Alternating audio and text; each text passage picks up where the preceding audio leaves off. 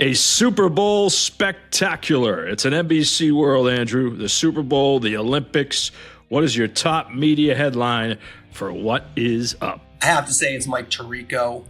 You look at what Tirico, his big decision back in 2016, he leaves ESPN. He wants to do bigger events. And we've seen it over the years. He's done Notre Dame, the Kentucky Derby. He's already hosted the Olympics. But this week, it's really going to go to that next level as he'll become the first person ever to call a Super Bowl and host the Olympics in the same year. About 3 other people have done both over their careers, but he's the first to do it in the same year, and he's going to do it in the same weekend. Really huge for Tirico, huge for NBC. It's Mike Tirico's world at the moment in terms of sportscasting. Yeah, I just hope he doesn't call some Finnish figure skater's name on a tackle in the Super Bowl or something.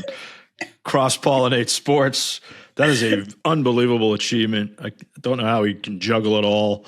It's certainly going to be a headline for him. But we are presented by WSC Sports. And, of course, Andrew, that twice-a-week podcast, it's available at andrewmarchand.com. Tuesday, Marchand and some guy named Meterparel. Thursday's main event featuring the biggest names and most unique stories in sports media. And I got to tell you, I know I work for you, but I will tell you this. Drew Esikoff was phenomenal. Yeah, that was a fun one. Esikoff last week.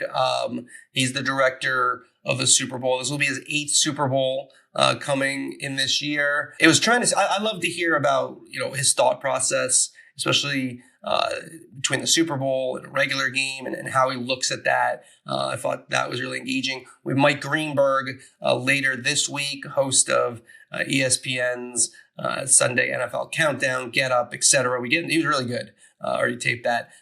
Greenberg was tremendous. Next year, I think you're going to hear a little bit about this. After the final whistle from NBC, ESPN may say a little bit about the fact that they have the Super Bowl the following season. You got to hear it on your microwave, I think. You can Also, I want to mention Christian Oslian, the VP of subscriptions for YouTube, is going to be the guest on Off the Record with me, presented by WSC Sports, February 26th in the city. You can sign up for that now. You can find it in the show notes where to sign up. All right. What is up in your world? My what's up is NBC and Caitlin Clark. Caitlin Clark signed on with NBC as a special contributor. And it's a good move for right now because Caitlin Clark still, even after being injured last year, is one of the biggest names in sports. That's number one.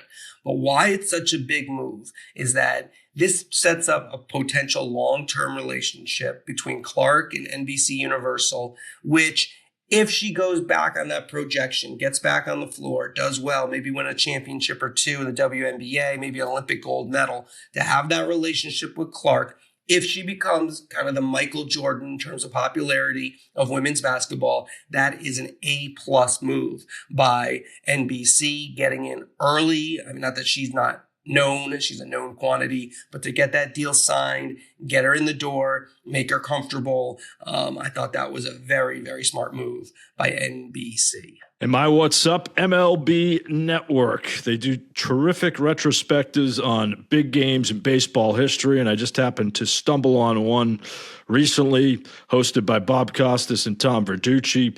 Many of you who watch MLB Network are familiar with this series, World Series. They did World Series Game 7 this year, which was just an epic game. So much going on. You name it, they had it. The best thing about Verducci is he always tells you something you don't know. The guy is an unbelievable fountain of information. I love his writing. He's a really good broadcaster. Costas was really into it. You could tell Costas is probably energized from his recent NBC announcement that he's going to be hosting NBC baseball. So it's just a really good show. It's an hour and a half.